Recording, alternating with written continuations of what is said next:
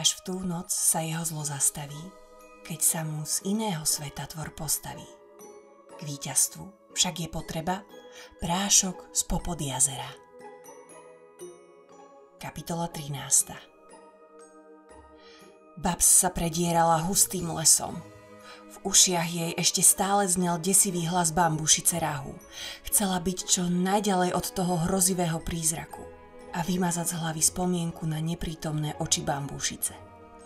Celá zmetená narazila do kmeňa obrovského bútľavého stromu. Babs, kde si?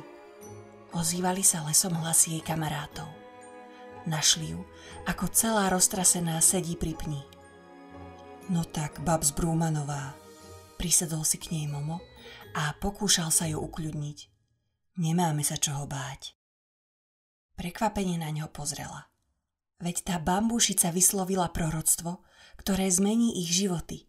Bolo to veľké bambúšske proroctvo, o ktorom písal už aj deduško Al.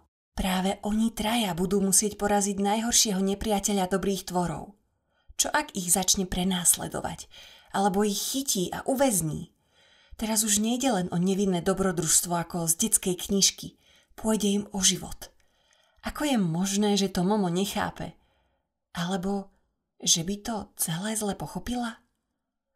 Máš pravdu, asi naozaj len rozprávala zo sna. Prisvedčila a pri tej myšlienke sa jej uľavilo.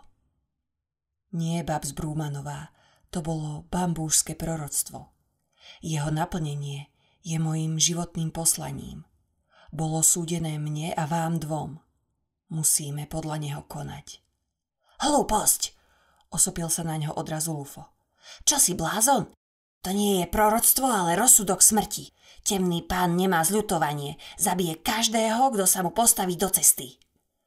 Nikto pred nami nevedel to, čo teraz vieme my, odpovedal pokojným hlasom Momo. Aha, jasné. Určite existuje nejaký čarovný prášok, ktorý nás ochráni pred všetkým zlom. Treba tomu len dostatočne veriť a zachránime celý svet. Uá, abrakadabraka. Lufo rozhadzoval rukami a ironicky pokračoval. Alebo počkaj, vlastne, príde záchrana z iného sveta. Zostupí snad z oblohy, nie? Počkaj, nie. Možno to bude niekto z krajín tretieho sveta. Alebo že by niekto z rasy makarov? Tí sú všetci úplne mimo, ako by prišli z inej planéty. Jeho posledné slová zasiahli Babs ako blesk. Až vtedy si uvedomila skutočnú podstatu proroctva. Veď to ona je z iného sveta. Srdce sa jej rozbúšilo ako divé. Nie, to nemôže byť o mne. Také proroctvá bývajú o hrdinoch a nie o malej krpani, ktorá vie ledva zostrojiť pár vynálezov. Ako by som ja mohla premôcť tak silného nepriateľa?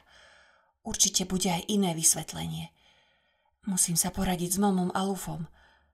Ale rýchlo zakrútila hlavou, ako by chcela poprieť jasnú pravdu. Radšej nie, iba by som ich zbytočne zmiatla. Z myšlienok ju vytrhol Momov hlas. Lufo, neviem, čo tie slová presne znamenajú, ale proroctvo nemožno ignorovať. Skôr či neskôr nás aj tak dostihne.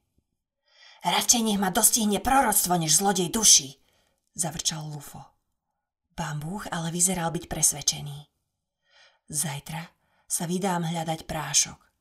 Hneď potom nájdem tvora z iného sveta a... Ale veď ty ani nevieš, kde tá jaskyňa premien je, vyhrkol nahnevane malý čierny tvor. Jaskyňa premien? Momo na ňo ostal prekvapene pozerať. No, vykrúcal sa Lufo. O prášku sa už nejaký čas medzi Mortanmi hovorilo. A ja mám predsa svoje zdroje informácií. Lufo, to preto proroctvo zaznelo. Pretože ty vieš, kde prášok hľadať. Zajasal Momo. Mňa do toho tvojho proroctva neťahaj ty obor, kričal nahnevane Lufo. Viem, že je nejaká jaskyňa pod jazerom, o ktorej sa rozprávajú príbehy. Či tam ten tvoj prášok naozaj je, to netuším. Veď Mortani o nej už nejaký čas tušia, tak prečo by už dávno prášok nezničili? A vôbec, ja sa nemienim zúčastniť tejto tvojej výpravy. Lufo, len ty vieš to, čo mi nie, prehovoril Momo takmer prosebným tónom. Musíme držať spolu. Sme predurčení na veľké činy. Prosím, veď nás o Lufo Veľký. Lufo Veľký. Tvorček sa neveriacky poškriabal na hlave. Ach, no tak dobre teda, ale hovorím ti, je to blbosť. Momo ho už nepočúval a celý sa rozžiaril. Zachránil si nás, Lufo Veľký. Babs sa po všetkých tých slovách uľavilo. Proroctvo teda zaznelo kvôli Lufovi. S ňou to nemá vôbec nič spoločné. Nakoniec to vyzerá na vcelku fajn dobrodružstvo. Lufo Veľký, Babs Brúmanová, ste hrdinovia. Zajtra sa vydáme na cestu. Usmiel sa na nich Bambúch. Lufo len mávol rukou a nahnevane vykročil späť k čistinke.